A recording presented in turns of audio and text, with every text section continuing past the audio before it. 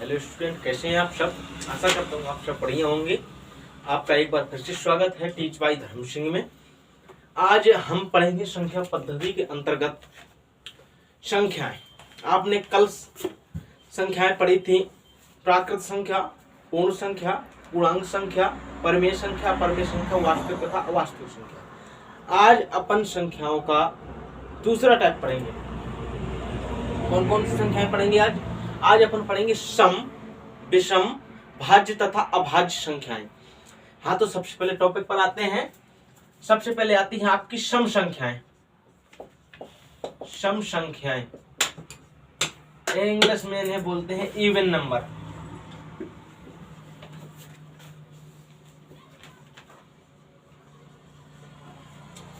सम संख्याएं यानी even number, ठीक है।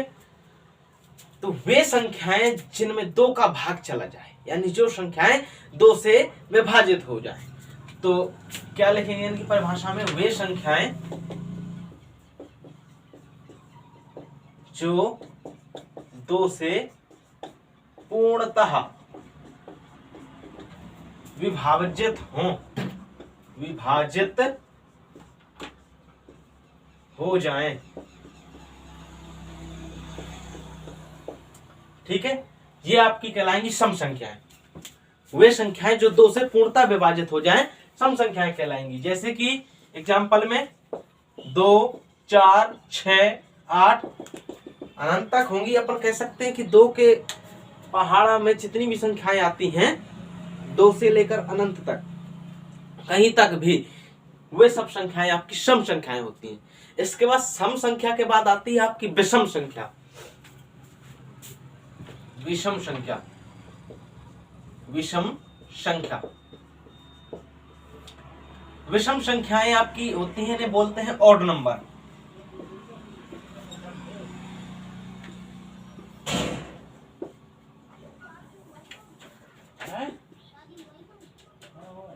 ऑड नंबर, ऑड नंबर आपकी क्या होती हैं, वे संख्याएं जिनमें दो का पूरा भाग नहीं जाता है, यानी दो से पूर्णतः विभाजित नहीं होती हैं। तो कहेंगे कि वे संख्याएं जो दो से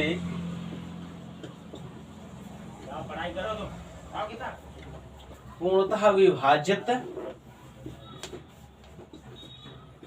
नहीं होती हैं, विषम संख्याएं कहलाती हैं।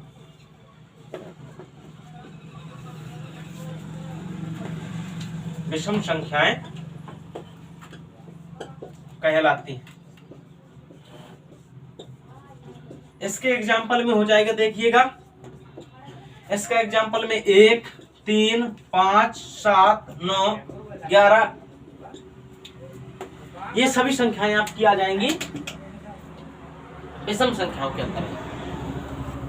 तो ये हुई आपकी सम संख्याएं जो कि दो से विभाज्य हो जाएं, दो से कट जाएं, और विषम संख्याएं जो दो से नहीं कटती हैं, ये आपकी होगी विषम संख्याएं। इसके बाद नंबर आता है आपका भाज्य संख्याएं और अभाज्य संख्याएं। अपन पहले पढ़ेंगे अभाज्य संख्याएं। अभाज्य संख्याएं पढ़ेंगे, उसके अनुसार से फिर अपन पढ़ेंगे भाज्य। अभाज्य संख्याएं, इनकी इंग्लिश होती है प्राइम नंबर।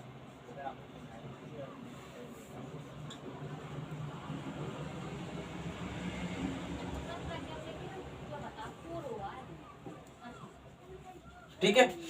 तो अभाज्य संख्याएं क्या होती हैं, नाम से स्पष्ट है। अभाज्य, भाज्य का मतलब विभाजित होती हैं, और का मतलब वो नकारात्मक हो गया कि जो विभाजित नहीं होती हैं, अर्थात कि वे संख्याएं जो एक व स्वयं के सिवा किसी अन्य संख्या से विभाजित नहीं होती हैं।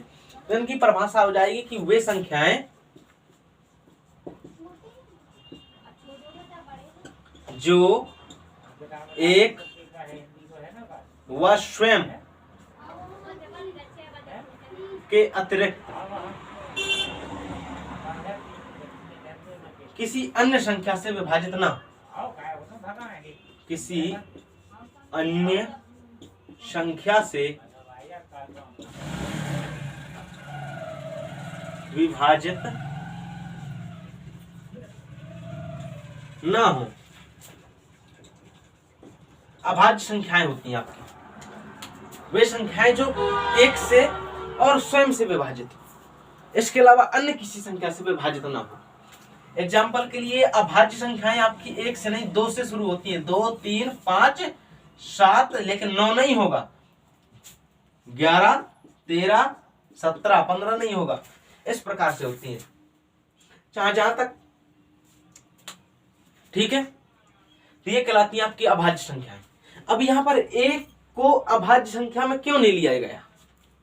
बात ये आती है कि एक तो किसी से विभाजित नहीं होता है, तो एक को इसलिए नहीं लेते हैं कि देखिए वो एक से विभाजित होता है, स्वयं से विभाजित होता है, तो एक खुद एक है और स्वयं भी एक ही है। जैसे कि 2 है तो एक और स्वयं, ये दोनों पृथक पृथक संख्याएं, अलग अलग संख्याएं हैं, तो 2 को अपन ने अभाज्य संख्या। और दूसरी बात, केवल 2 ही ऐसी संख्या है जो सम भी है और अभाज्य भी है, अन्यथा कोई भी संख्या सम और अभाज्य दोनों नहीं होती है, क्योंकि अगर वो सम होगी तो 2 का भाग जाएगा, क्योंकि 2 स्वयं है इसलिए 2 अभाज्य संख्या है।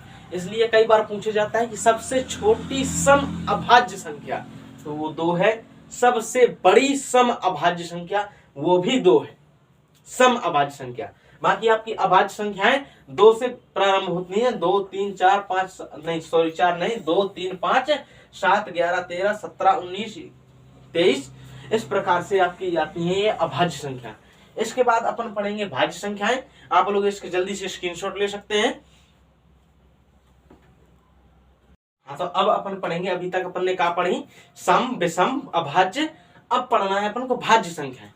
अब भाज्य संख्याएं जैसे कि था अभाज्य और भाज्य, ये दोनों परस्पर विपरीत है। ठीक है, तो अभाज्य संख्याएं आपकी क्या थी कि एक व स्वयं के अतिरिक्त किसी अन्य संख्या से नहीं करती थी, लेकिन भाज्य क्या होंगी? वे संख्याएं जो एक व स्वयं के अतिरिक्त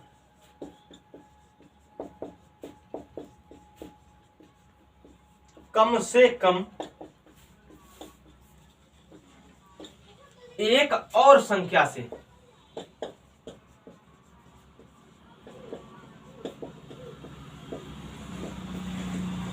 विभाजित हो,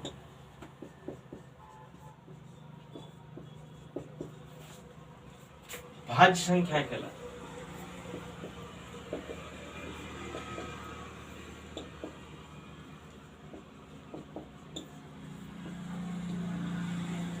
ठीक है, तो वे संख्याएं जो एक व स्वयं के अतिरिक्त कम से कम एक और संख्या से विभाजित हो, आपकी कहलाएंगी भाज्य संख्याएं। एग्जाम्पल, उदाहरण में आप लेंगे, देखो एक को ना तो आपने अभाज्य में सम्मिलित किया था, ना ही अपन भाज्य में सम्मिलित करेंगे। क्यों? क्योंकि एक को वहां पर देखा गया था कि स्वयं और एक स्वयं खुद था, इसलिए वह किसी अन्य संख्या से विभाजित नहीं होता था। यहाँ पर भी देखिए एक स्वयं के अतिरिक्त किसी अन्य संख्या से विभाजित नहीं होता है, तो भाज्य में भी नहीं लिया जा सकता है। उसके बाद 2, 3 ये अभाज्य थी, 4, 6, 8, 9 कैसा है लेकिन भाज्य है, 12, 13 नहीं सॉरी 13 नहीं 14, 15, इस प्रकार से ये आपकी हुई भाज्य संख्या है। इससे एक बात क्लियर हुई, जैसे 9 है, 15 है, आगे चलोगे तो मिलेगा 21 मिलेगा। इस प्रकार से एक बात क्लियर होती है कि विषम संख्याएं भी भाज्य संख्याएं होती हैं। शुरुआत की संख्या में ऐसा नहीं लगता है जैसे कि 3, 5, 7 इस प्रकार से कि सब विषम संख्याएं सब अभाज्य होती हैं, लेकिन नहीं। देखिए 9 है, 15 है, 21 है, 27 है, 25 है, सब ये विषम संख्याएं लेकिन भाज्य हैं। तो विषम और अभाज्य में अंतर होता है, सम और भाज्य में।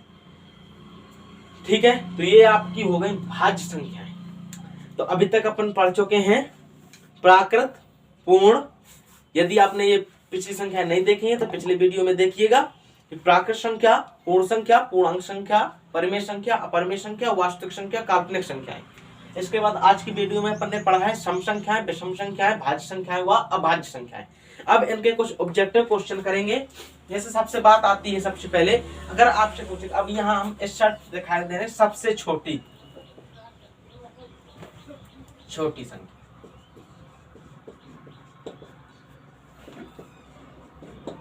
बड़ी की तो सभी की है कि बड़ी तो किसी की ज्ञात नहीं की जा सकती। यहाँ भी हम पूछे कि सबसे बड़ी अभाज्य संख्या, सॉरी सबसे बड़ी भाज्य संख्या, तो वो भी ज्ञात नहीं की जा सकती, क्योंकि संख्या का अंत कहाँ है किसी को पता नहीं है, वो ज्ञात नहीं किया जा सकता है, तो फिर अभाज्य संख्याएं भी नहीं सबसे बड़ी ज्ञात की जा सकती है। इस प्रकार सबसे छोटी बात आई, हमने सबसे पहले पढ़ी थी प्राकृत संख्या। प्राकृत संख्या, प्राकृत संख्या में सबसे छोटी प्राकृत संख्या क्या होगी? 1। और पूर्ण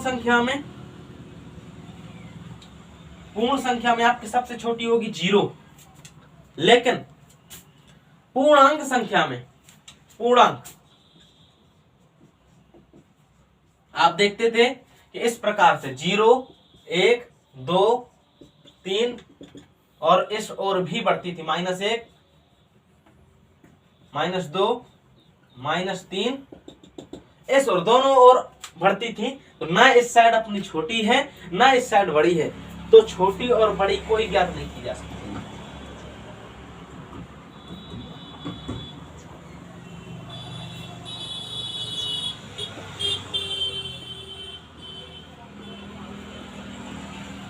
ठीक है। अब परिमेय और अपरिमेय में तो छोटी बड़ी की बात ही नहीं है। कोई भी संख्या हो उसे p/q के रूप में लिख दो, p तथा q पूर्णांक हो तो परिमेय होगी, इस प्रकार से अपरिमेय। ठीक है। इसी के अंतर्गत वास्तविक आती थी। काल्पनिक तो ऐसा कि जब संख्याएं नहीं होती है तो छोटी बड़ी के सवाल नहीं हो, तो कल्पना के आधार पर चलती है काल्पनिक संख्या। इसके बाद अपन आते हैं सम संख्याओं में। आज के टॉपिक पे सबसे छोटी सम संख्या। सम संख्या तो सबसे छोटी आप जानते हैं 2 से विभाजित हो 2। सबसे छोटी विषम संख्या जो 2 से विभाजित ना हो तो 1। सबसे छोटी आपकी अभाज्य संख्या, अभाज्य, सबसे छोटी अभाज्य संख्या या फिर सबसे छोटी सम अभाज्य संख्या कही जाए। सम अभाज्य की बात आए चाहे सबसे छोटी हो या सबसे बड़ी हो, 2 ही है। ठीक है। और इसके बाद आती है सबसे छोटी भाज्य संख्या। सबसे छोटी भाज्य संख्या, सबसे छोटी भाज्य संख्या तो ये आपकी आती है सबसे छोटी भाज्य संख्या में। देखिए 4 से पहले 3 और 2 ये अभाज्य है, सबसे छोटी भाज्य संख्या में आता है 4। ठीक है। इस प्रकार से आपके पूछे जा सकते हैं परीक्षाओं में सबसे छोटी भाज्य संख्या क्या है, सबसे छोटी प्राकृत संख्या क्या है, सबसे छोटी पूर्ण संख्या क्या है। आशा करते हैं आपको ये सब समझ में आया होगा। आप लोग इसका स्क्रीनशॉट लीजिए। इसके आगे अपन पढ़ेंगे विभाजन प्रमेय का। हाँ तो ये देखिएगा आपकी है विभाजन प्रमेय का, ये अलग टॉपिक है। तो ये विभाजन प्रमेय का क्या होती है, अपन सीधे सीधे बहुत छोटे से पढ़ते आए हैं कि भाज्य बराबर भाजक गुणे भागफल, भाज्य बराबर भाजक इंटू भागफल प्लस शेषफल। ठीक है। तो ये एक ऐसी प्रमेय है जो अंक गणित में भी यूज होती है और बीज गणित में सर्वाधिक यूज होती है, क्योंकि अंक गणित में इसके यूज के बिना भी अपन सवाल कर सकते हैं, लेकिन बीज गणित में बहुत जगह ये यूज होती है आपकी बीज गणित में। ठीक है। तो इसका अधिकतर कंफ्यूजन रहती है कि भाज्य कौन है भाजक कौन है। भागफल और शेषफल तो पता रहता है, भाज्य और भाजक में कंफ्यूजन होती है। तो आपको बता दें, क्योंकि देखिए दो चीजों का गुणा करके और जोड़ करके ये प्राप्त किया जाता है, तो यानी सबसे बड़ी चीज आपकी ये हुई भाज्य। जैसे कि अपन अभी भाग देकर हम बताएं आपको 3। ठीक है। तो 6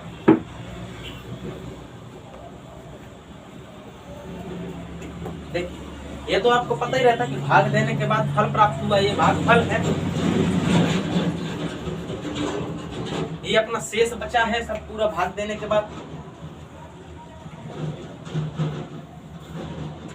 और देखिए ये आपका जिसके द्वारा भाग दिया जाए ये कहलाता है आपका भाजक और ये कहलाता है भाग, नहीं सॉरी भाज्य। तो इसका मान होता है इसके और इसके गुणा तथा इसके योग के बराबर।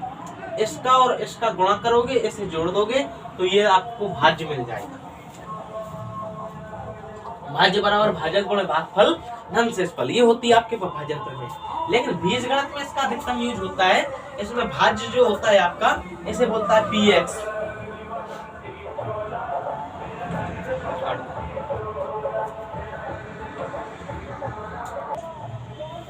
हाँ तो देखिए अपन पढ़ेंगे अब इसके बीजगणित में। बीजगणित में ये जो आपका होता है भाज्य इसे बोलते हैं px, और जो भाजक होता है इसे बोलते हैं gx,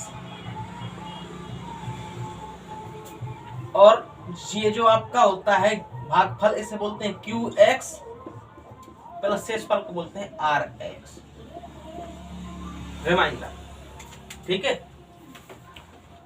ये x क्या है, x की जगह कुछ और भी हो सकता है। x का अर्थात कि ये जो आपका बीजी व्यंजक दिया जाएगा बीजगणित में वो x में है।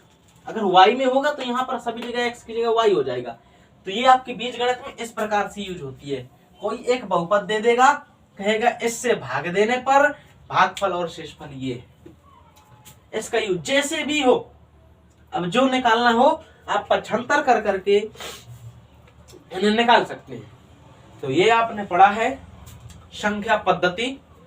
इसके बाद संख्या पद्धति के और जो टॉपिक होंगे हम आगे बता देंगे। आज के लिए इतना काफी है। आप लोग चाहें तो इसका स्क्रीनशॉट ले सकते हैं।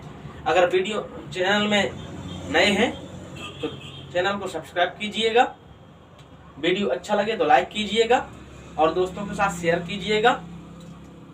मिलते हैं अब अगली क्लास में।